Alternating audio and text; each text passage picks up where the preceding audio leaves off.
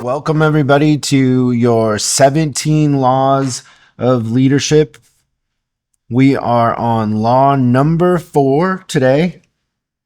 Here are the books that I have pulled. Oh, that's heavy. So you can kind of see. There's actually one below this that you're not seeing there, but we're going to have a lot of fun. So in the last video, we talked about the importance of not leaving things to chance, and we also discussed the importance of intentionality. And this week's law is going to teach us about how to design and create an outcome and the recipe for that. Basically, we're going to go through a lot of different kind of concepts in this rule. I would tell you guys that the thing that brought this to light for me early on in my career was, being a owner of a business or being even a manager inside of a business, you have certain controls that you don't have when you come in from the outside to fix a business. An example is you can fire somebody if you're the owner of a business, but if you're a consultant or somebody from the outside coming in to fix a business, you can't directly fire somebody. You have to go through quite a few steps and make a case for it.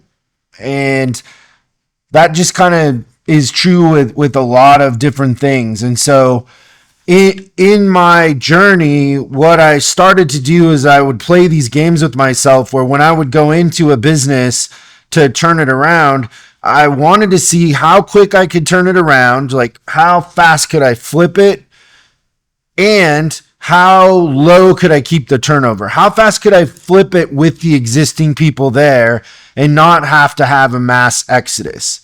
And that's a tall task. Early on in my career, I was given the advice that the broom sweeps clean. And when you're fixing a business, if it's breaking even, to make it profitable is really easy. Like you could almost just make a couple changes and you can make it profitable.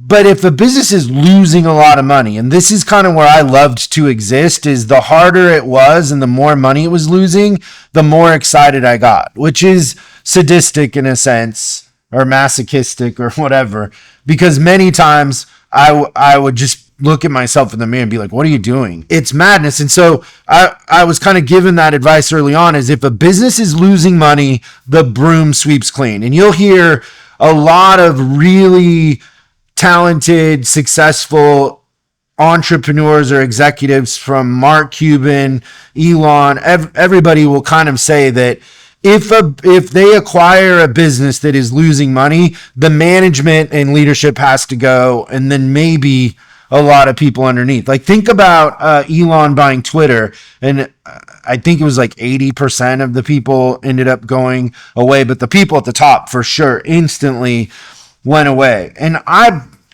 just thought like that takes a long time to replace everybody, and unless you come in with a team, it's really hard to do. If you come in with a team, then the team becomes the operator. And in a sense, you've got to stay there forever in order to keep the business going the way it was. And so I developed different skill sets and perceptions about how you can fix things really quick. And this rule is a big part of that, in the sense that everything mattered.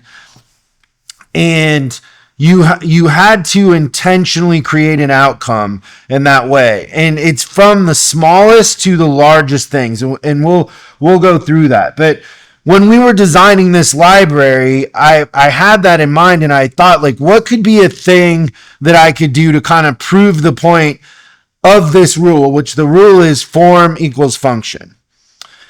And this comes in the human element, the physical element, and then the spiritual energy element.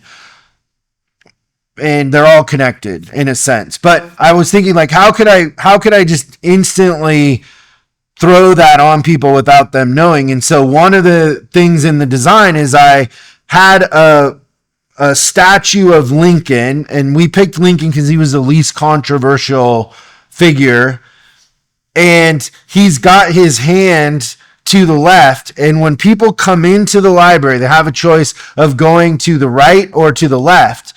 And most of the people go to the right, and it's simply because of a statue pointing that way.